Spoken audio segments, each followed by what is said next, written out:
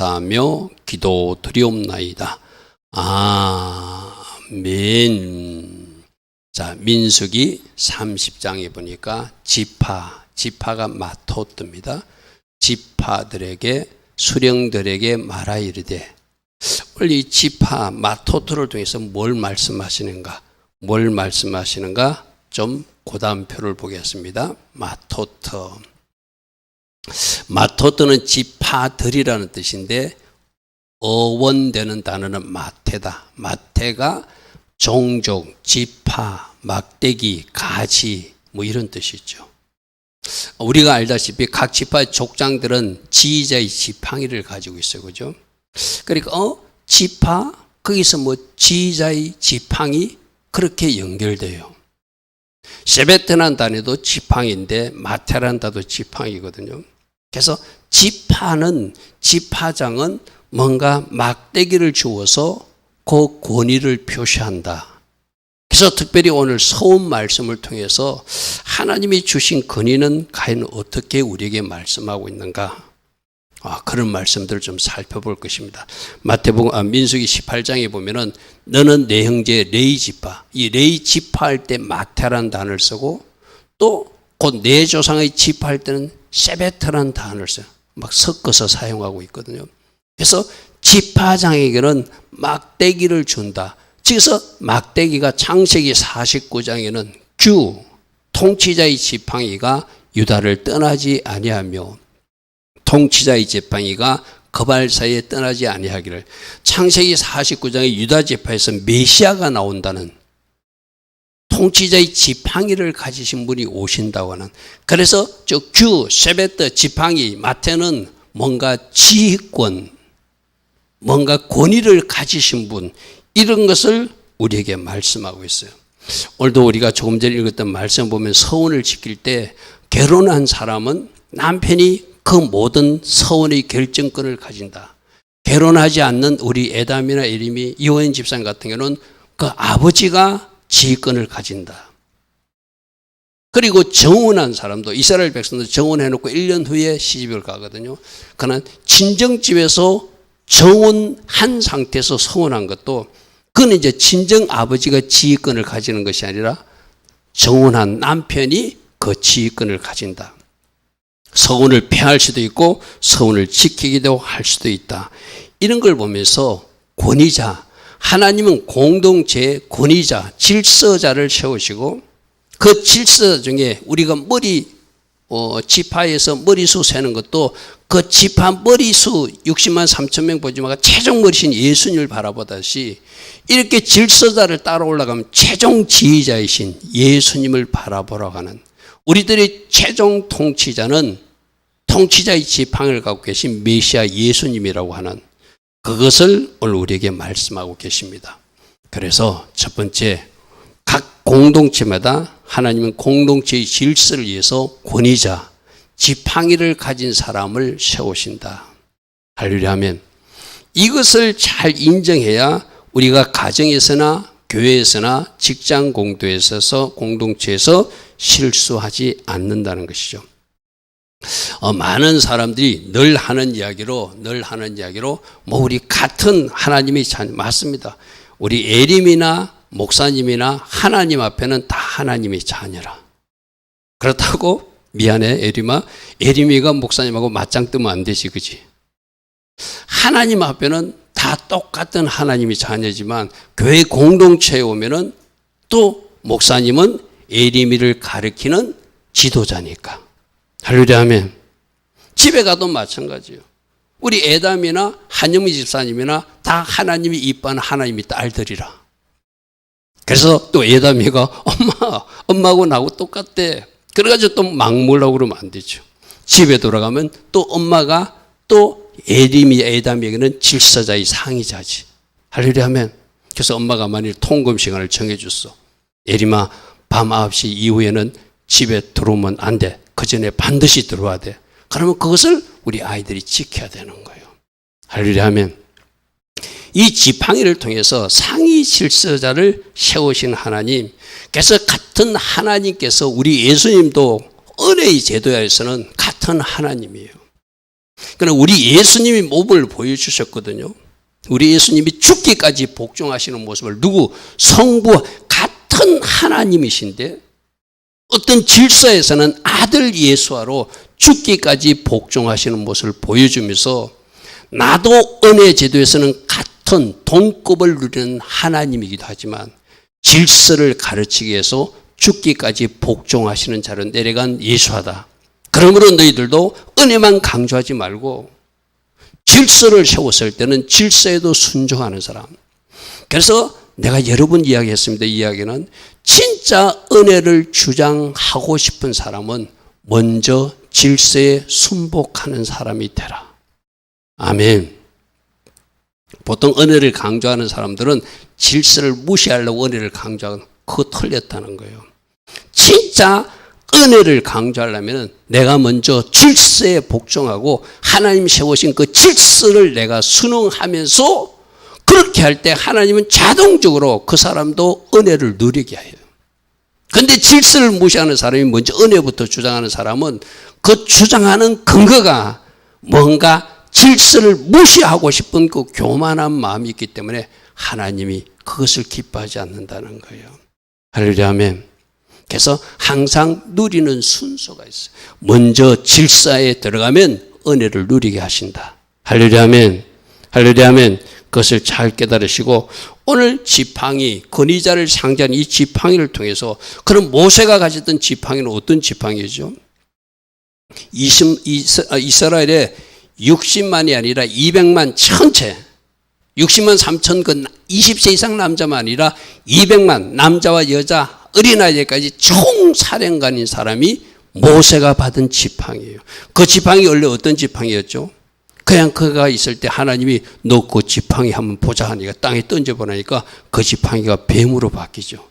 근데 다시 하나님이 권위를 준 지팡이를 탁 잡으니까 하나님 주신 지팡이다. 그 지팡이를 받으면서 모세는 너는 이제 개인 모세가 아니라 200만 이스라엘 군대를 지휘하는 지휘자 모세라는 것을 그 지팡이를 통해서 보여주는 거예요. 할렐루야 아멘.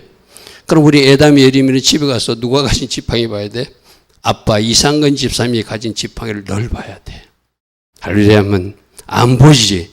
안 보이지만 영적으로 아빠가 지휘자의 지팡이를 갖고 계신다는 것을 늘 인정해드리고 한영미 집사님도 인정해줘야 되고 예림이 에담이도 인정해드려야 돼. 할렐루야 아멘. 바로 그것을 모세가 가진 지팡이. 자, 모세가 가진 지팡이 내용을 하나씩 보겠습니다. 모세에게 아까 준 거, 자, 처음에 어떤 지팡이를 하나 가지고 있었어요. 그러기 때문에 네 손에 있는 것이 무엇이냐니까 지팡이 하나 가졌습니다. 이렇게 말하는 거예요. 그러니까 여호와께서 너 지금까지 가진 지팡이, 내가 준 지팡이 아니까 땅에 한번 던져봐라니까 그게 뱀으로 바뀌어버려요.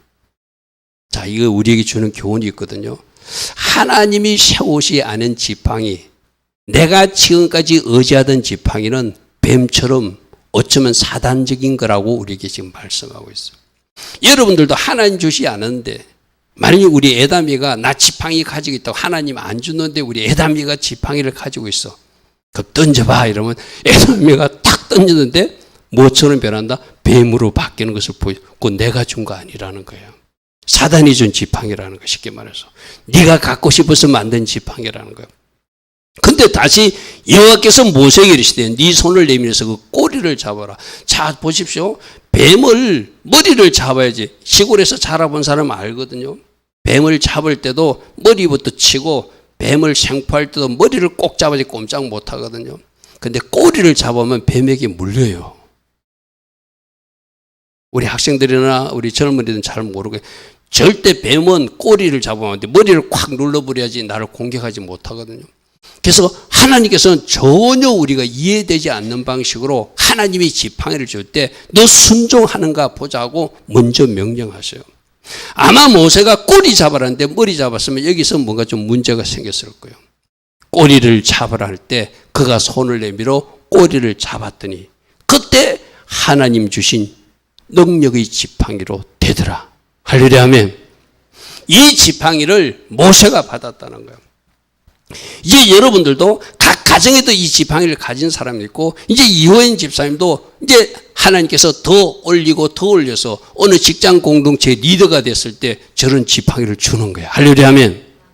너는 이제 이 지팡이를 가지고 세상 회사의 CEO가 아니라 네가 소속된 그 회사를 하나님 나라 공동체로 바꾸는 선교지로 생각하고 내가 너에게 이 지팡이를 줄 테니 이 지팡이로 그 공동체를 변화시켜라. 할렐루야 하면 그런 지팡이를 받게 되는 거예요. 그러면서 하시는 말씀이 이제 이 지팡이를 네가 붙들고 기도하면 그 기도하는 현장에 내가 할 것이고 이 지팡이를 가지고 네가 나아가는 곳에 기적의 하나님을 네가 만나게 될 것이다. 그게 모세에게 한 이야기예요. 모세에게는 어떤 일이 일어나죠?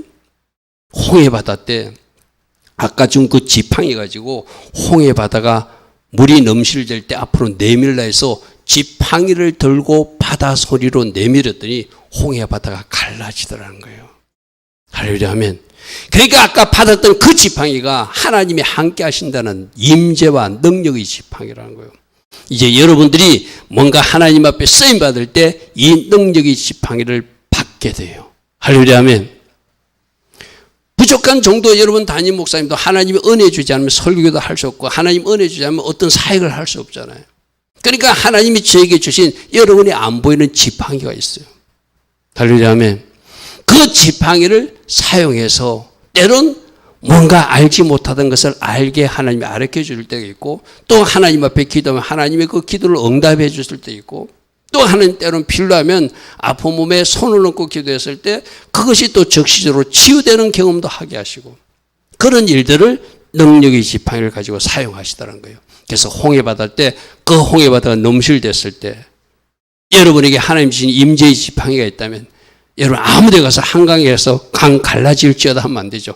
하나님이 원하시는 장소에 가서 하나님이 원하시는 지팡이 하나님이 손을 내밀라고 할 때 손을 내밀어야 기적이 나타나지 내가 마음대로 손 내민다고 하나님 주신 지팡이라고 주장한다고 능력이 나타나는 건 아니죠.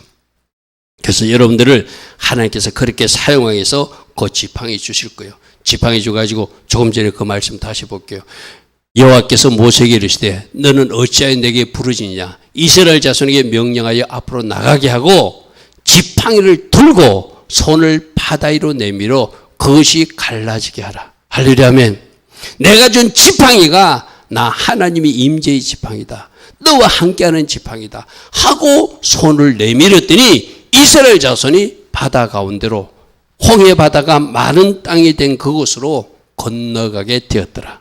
할렐루야 아멘. 그러므로 여러분들이 이제 하나님 앞에 기도할 때 우리 에리미가 반주할 때도 마찬가지예요. 하나님 저에게도 지팡이 하나 주세요. 저는 다른 지팡이 아니라 잘 연주할 수 있는 그 지팡이를 부여잡고 제가 기도했을 때 하늘에서 기름 부음이 놀랍게 부어지는 그 지팡이를 주시옵소서. 할렐루야 아멘. 그 지팡이 어떤 지팡이? 능력과 은혜의 지팡이. 할렐루야 아멘. 오늘 존귀하신 주님 목사님이 예전에 찬양할 땐 그 뒤에 기도회 향 올라가네 그 처음에 부르다 생략했잖아. 그죠? 오래간만에 들으니까 그것도 또 색다른 맛이 있네. 그죠? 여러분 그렇게 이제 여러분들이 찬양 예배 인도자들에게 그는 권한을 줬잖아. 선곡도 여러분들이 하게끔 했고 가사도 여러분들이 하게끔 했으니까 이제 자유롭게 하는 거. 그렇게 하면서 여러분들은 이제 하나님 앞에 쓰임 받는 거예요. 할렐루야 아멘. 오전에 인도하는 우리 이호연 집사님도 또 그렇게 부르고 싶은 찬양을 골라서 가사 같은 거 예전에 담임 목사님 하지 않던 거 난 이 가사가 좋더라면 그 가사를 반복해서도 부를 수 있겠죠. 할렐루야 아멘. 그렇게 하나님 앞에 더 아름답게 쓰임 받기를 바랍니다. 자, 이 지팡이 가지고 또 뭐 할 때 쓰이죠? 물이 없을 때 반석을 치니까 그 지팡이가 능력의 지팡이 되어서 물이 나오는 그런 것이 있습니다. 출애굽기 17장 여호와께서 모세에게 이르시되 백성 앞을 지나서 이스라엘 장로를 데리고 나일강을 치던 내 지팡이를 짚고 가라. 내가 호렙산에 있는 그 반석이여 거기서 네 앞에 서리니. 그렇게 지팡이 가는 곳에 나 하나님도 같이 간다는 이야기예요. 너는 거기서 그 반석을 지팡이로 치라. 그리하면 그것에서 물이 나오게 될 것이다. 할렐루야 아멘. 할렐루야 아멘. 그러니까 홍해 바다를 갈랐던 지팡이, 반석에서 물이 나오게 하는 지팡이 지팡이가 중요한 것이 아니라 그 지팡이가 바로 하나님이 주신 지팡이니까 하나님이 명령대로 그대로 능력과 은혜가 나타나더라는 것이죠. 할렐루야 아멘. 그래서 주님 저에게도 그 지팡이 하나 주십시오. 그러한 영적 근위를 저에게 주십시오. 저에게 영적 기름 부음과 은혜를 그 지팡이와 같이 제가 감당케 하옵소서 할 때 여러분에게 주실 줄 믿습니다. 또 아말렉하고 전쟁할 때 모세는 그 지팡이 들고 여호수아는 전쟁하러 가는데 더 중요한 일, 여러분 이거 비겁한 거 아니거든요. 어떤 사람들은 왜 모세가 전쟁하러 간다고 비겁하게 산으로 가서 기도하냐 하는데 기도가 더 중요하니까 그 지팡이 가지고 하나님 앞에 가서 서는 거예요. 모세가 여호수아에게 이르되 우리를 위하여 사람들을 택하여 너희는 나가서 아말렉과 싸우라. 나는 내일 하나님이 지팡이를 내가 손에 들고. 자 보십시오. 이 지팡이가 아무런 의미가 없는 것 같으면 나 그냥 올라가서 하나님께 기도하고 올 것이라는데 내가 그 지팡이를 손에 잡고 산꼭대기에 올라가서 하나님 앞에 기도하겠다는 거예요. 그 지팡이가 뭐라고요? 하나님의 능력과 임재 함께 하심을 상징하는 지팡이니까 하나님. 그리고 우리가 늘 이야기하잖아요. 모자 같은 것도 내 손에 내가 머리에 모자가 안 써도 내가 모자를 늘 쓴 것처럼 이제 여러분들도 하나님 주신 지팡이를 내가 짚고 사는 사람, 그 지팡이가 하나님을 의지한다는 것도 되고 하나님만 의지하겠습니다. 하나님 저와 함께 해주십시오. 간절한 소망하는 모습도 되겠죠.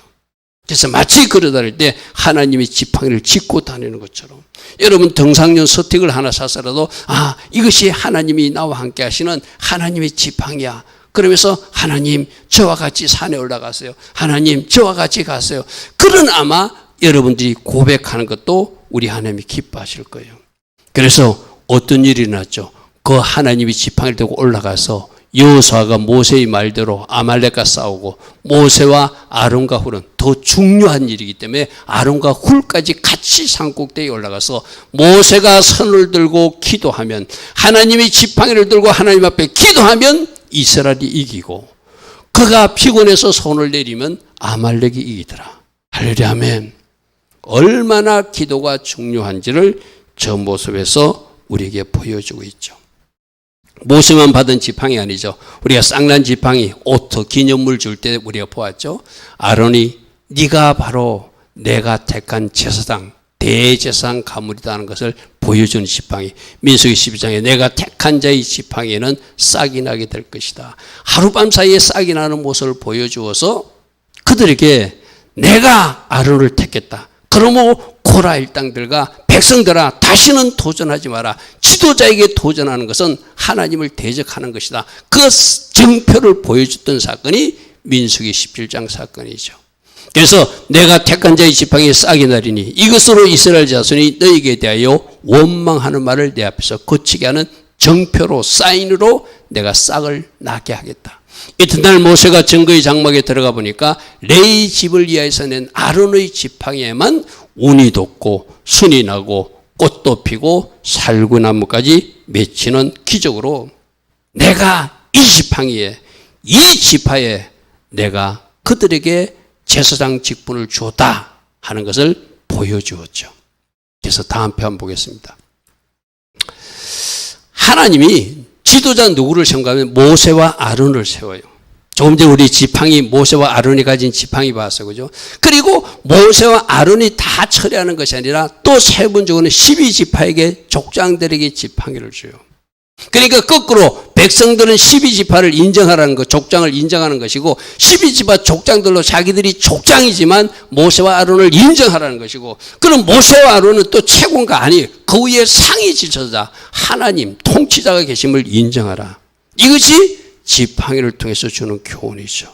할렐루야 아멘.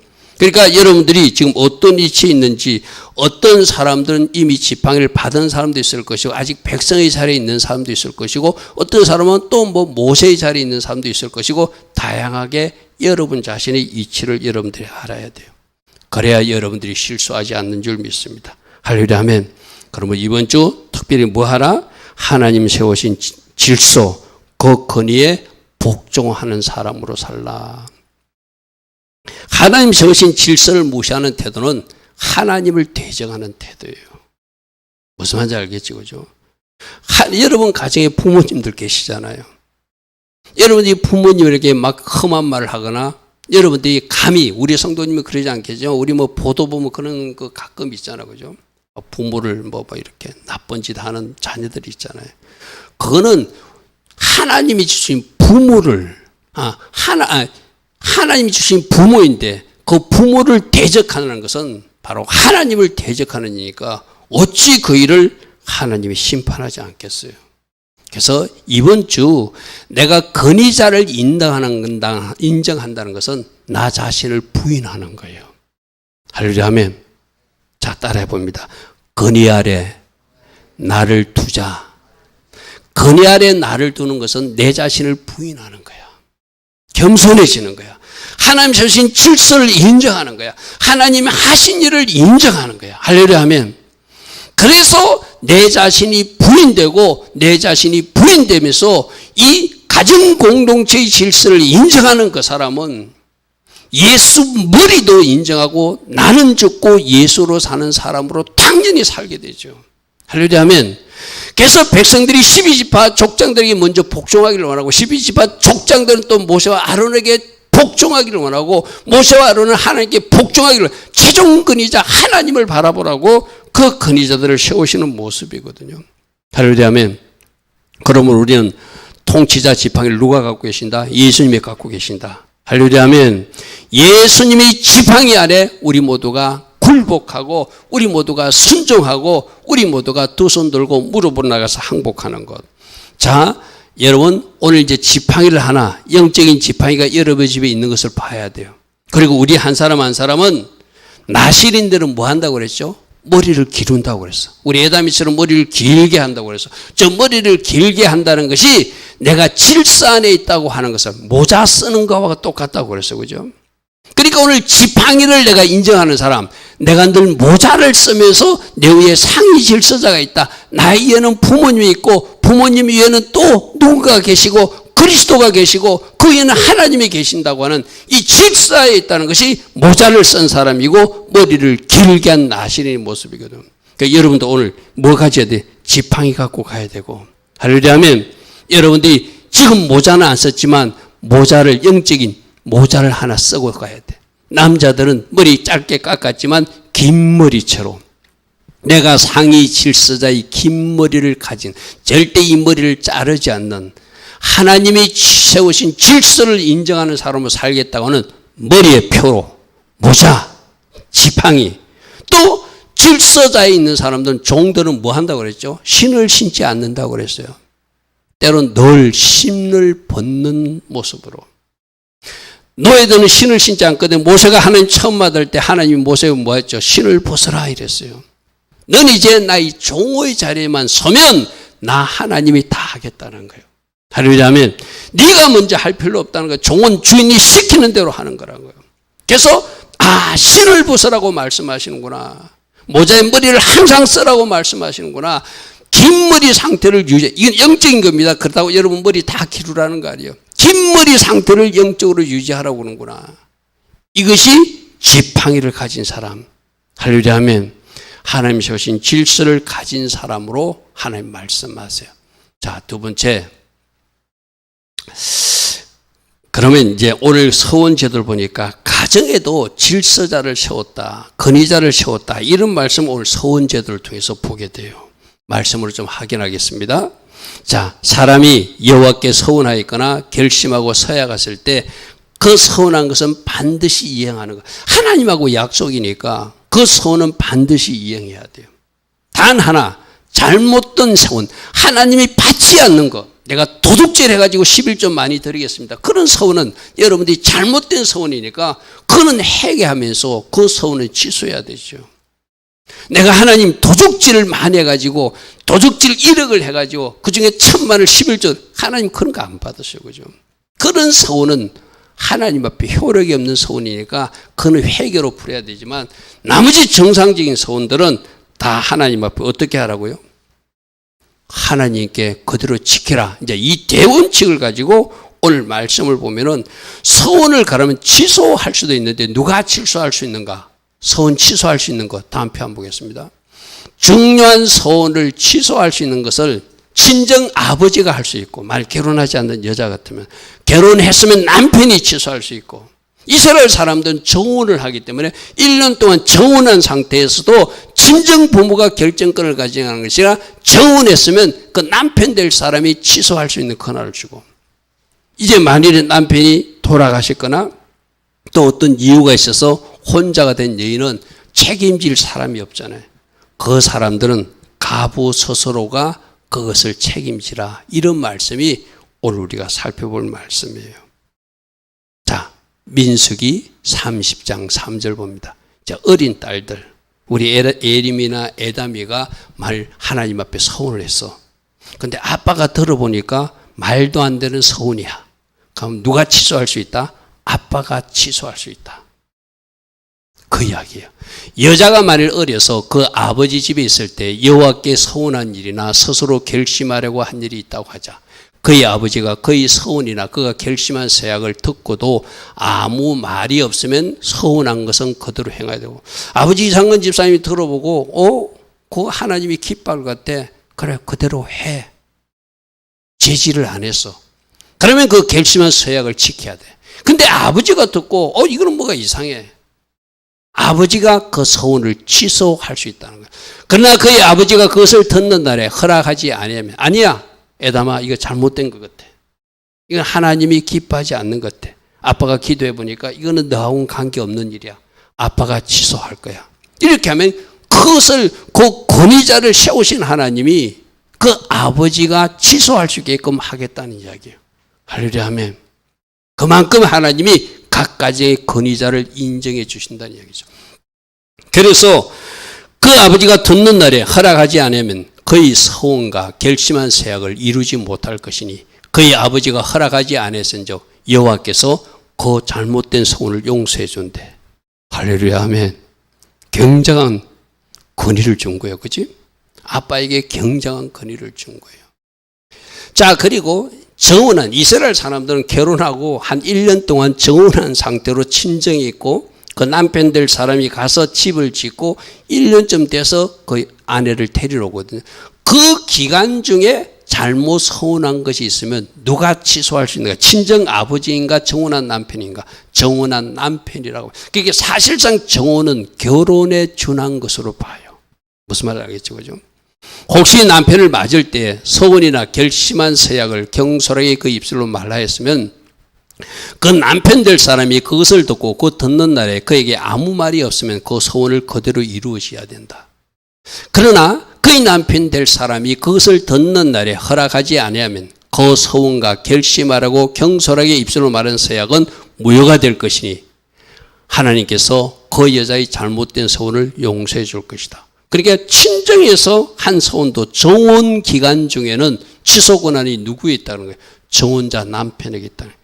자, 이렇게 하나님이 정했으면 이것을 우리가 인정해 드리는 것, 이게 또 최종 권위자이신 하나님을 우리가 인정해 드리는 모습. 이거 뭐 이상해. 뭐 아직 결혼도 안 했는데 왜 남편 될 사람에게? 그러나 하나님은 그렇게 하시는. 그럼 하나님이 하셨으면 최종 권위자인 하나님이 그렇게 말씀으로 결정했으면 그것도 우리가 따라야 될 의무가 있는 것이죠. 또 하나 보겠습니다. 그럼 결혼한 사람들은 어떻게 하는가? 남편이 그 권한을 갖는다. 부녀가 혹시 그 남편 집에서 서운을 하였다든지 결심하고 서약을 하였다고 하자 그의 남편이 그것을 듣고도 아무 말이 없고 금하지 아니하면 그 서운은 그대로 이행해야 된다. 이게 가정에서도 질서자를 세웠다는 거예요. 여자분들은 이런 말 하면 뭐 남녀가 좀 불공평한 것 같아. 근데 이게 하나님이 창조주 하나님이 세워진 말씀이니까 우리는 이것도 인정해 드려야 된다. 할렐루야 하면 그죠? 하나님 말씀이니까. 그러나 그의 남편이 그것을 듣는 날에 무효화하게 하면 그 서원과 결심한 예여 입술에 말한 것은 아무것도 이루지 못하나니 여호와께서 그 부녀의 잘못된 서원도 남편이 취소했으니까 용서해 주겠다. 하나님이 이렇게 말씀으로 정했고 하나님이 세우신 질서에서 이것이 이루어지도록 가족 내의 질서도 이렇게 했다는 거예요. 자, 13절 보십시오. 모든 서원과 마음을 자제하게 하는 모든 서약은 그의 남편이 그것을 지키게도 할 수도 있고 무효하게도 할 수 있으니 그의 남편이 여러 날이 지나도록 말이 없으면 아내의 서원과 스스로 결심한 것을 지키게 하는 것이 맞지만 그러나 남편이 들은 지 얼마 후에 그것을 무효하게 되면 그의 아내의 죄를 시간이 지나서 그것을 취소하면 누구 책임이 있다는 거예요? 남편이 책임이 있다는 거예요. 여러분, 에베소서에 나오는 그 남자에게 여자가 복종하라는 말, 또 남편은 그 가정의 모든 일들을 책임지라는 말이 바로 조는 말하고 똑같은 거예요. 그 가정에서 일어난 그런 최종 책임은 누가 지는? 권위자이신 남편이 지라는 거예요. 근데 민수기 30장에 이제 책임질 사람이 없는 사람 있잖아요. 남편이 죽었거나 어떤 특별한 사유가 돼서 이혼당한, 저기서 이혼당했던 여자의 어떤 부정한 문제들이나 여자 쪽에 문제가 있어서 쫓겨난 여자를 말하는 거예요. 그런 사람들은 서원이나 그가 결심한 모든 서약은 스스로 지켜야 된다. 왜? 이것을 취소해 줄 사람이 없다는 거예요. 취소해 줄 사람이 없다는 거예요. 이 민수기 30장 9절은 나중에 내가 구속사로 설명한 놀라운 비밀과 연결됩니다. 우리는 남편이 죽지 않고 남편과 정혼한 사람들, 신부들이 아직, 그죠? 그리고 우리 남편이 재림 주님으로 오실 거예요. 그래서 그러면 우리들은 지금 정혼한 상태이기 때문에 누가 책임지죠? 우리 잘못은 모든 책임은 정혼한 남편이 예수가 지는 거예요. 그래서 우리 잘못도 죄도 우리가 주께 구하면, 하나님께 구하면 예수님이 피공로 남편이 책임하여서 우리들이 모든 죄가 용서되는, 할렐루야 하면 그 구속사의 비밀하고도 연결되는 것입니다. 자, 고린도서 11장에도 이런 말씀이 있죠. 그러나 나는 너희가 알기를 원하느니 각 남자의 머리는 그리스도이고 여자의 머리는 남자고 그리스도의 머리는 하나님이라. 자, 순서로 봅니다. 그럼 여자의 머리는 남자고 남자의 머리는 그리스도고 그리스도의 머리는 하나님이시라. 그리스도도 하나님이 질서에 들어간다. 그죠? 그래서 하나님, 그리스도, 남편, 아내, 이렇게 하나님이 질서를 하나님이 정했다는 거예요.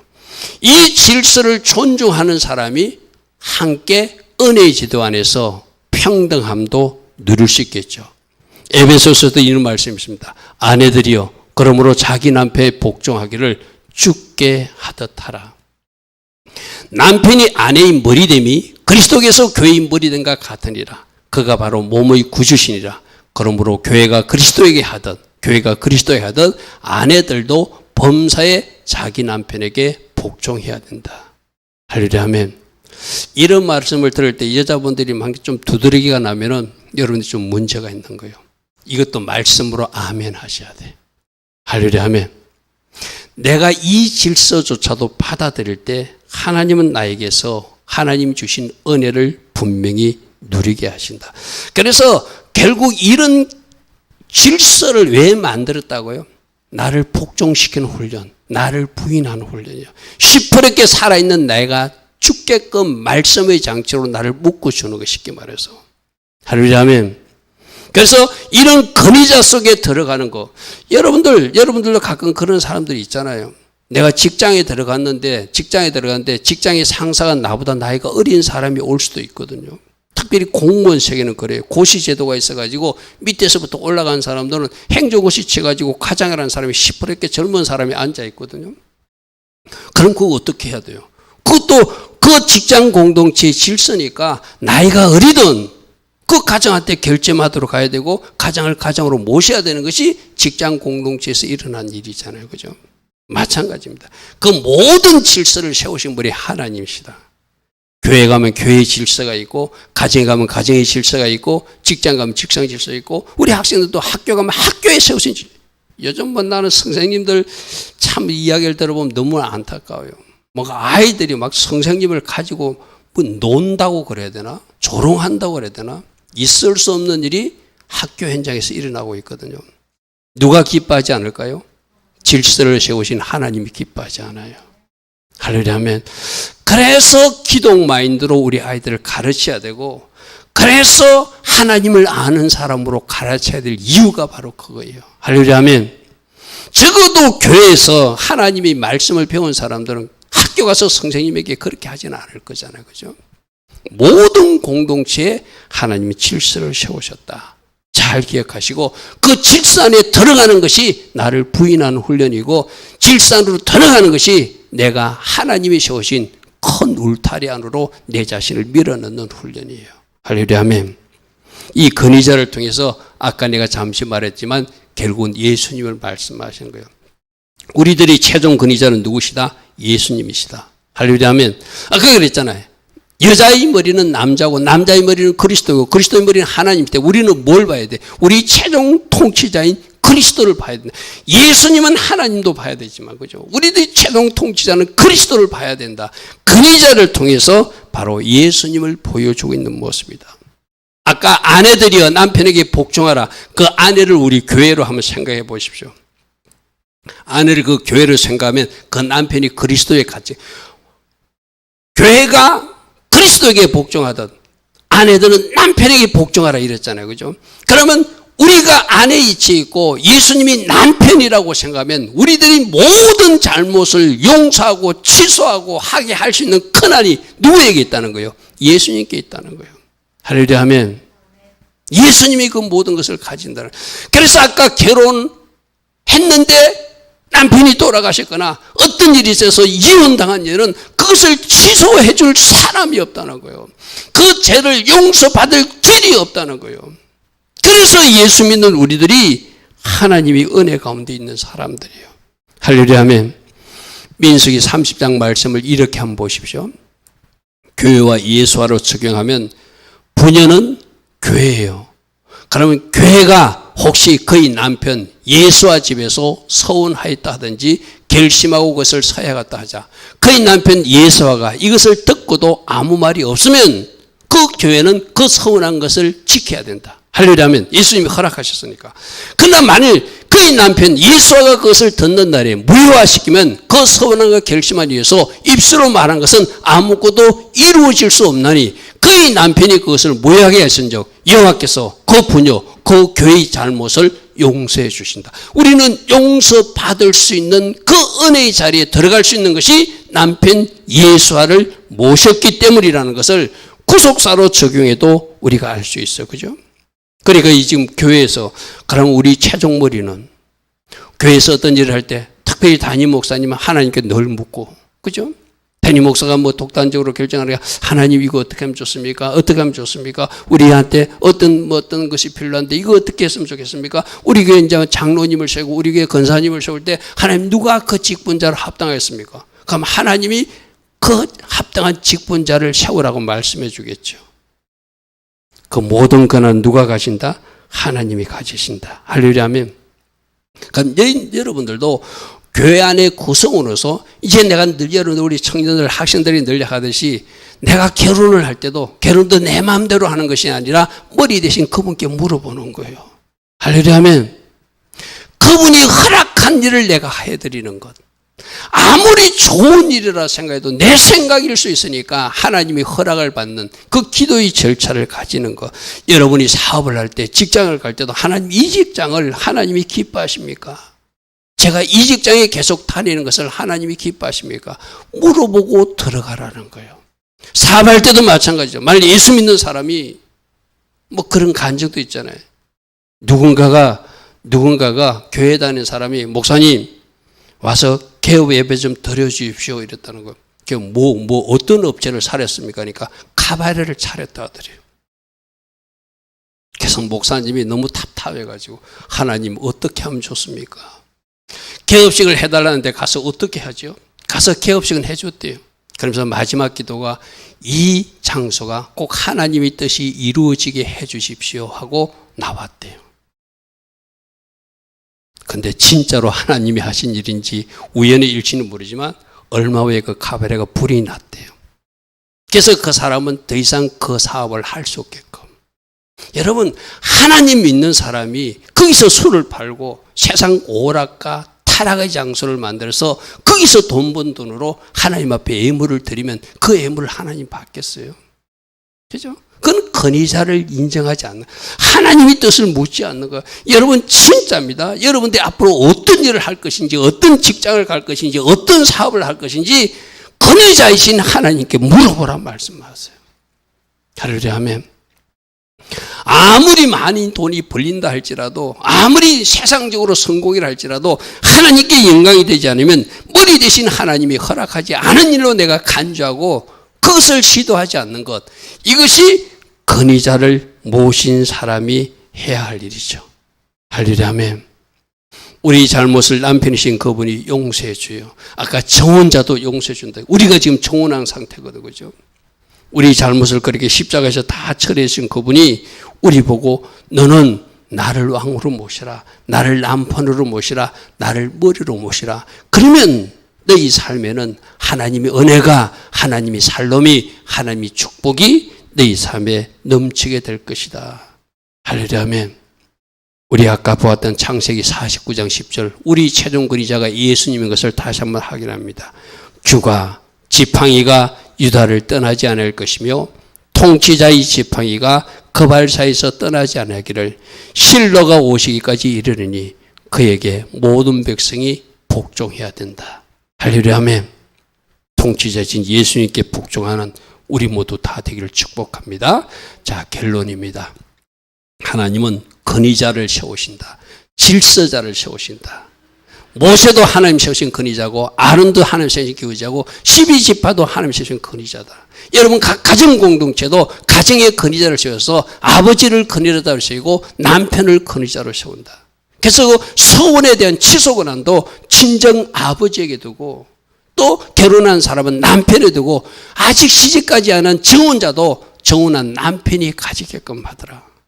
근데 결혼하지 않는 사람은 그것을 속해 줄 수 있는 남편이 없는 사람들은 속함 받는 방법이 없다는 것을 권위자 예수를 통해서, 신랑 예수와 신부 교회를 통해서 우리에게 주신, 너희가 어떤 은혜를 받고 있는지 아느냐. 속죄의 원리도 정혼자 남편이 책임지기 때문에 너희들 죄를 용서받을 수 있다.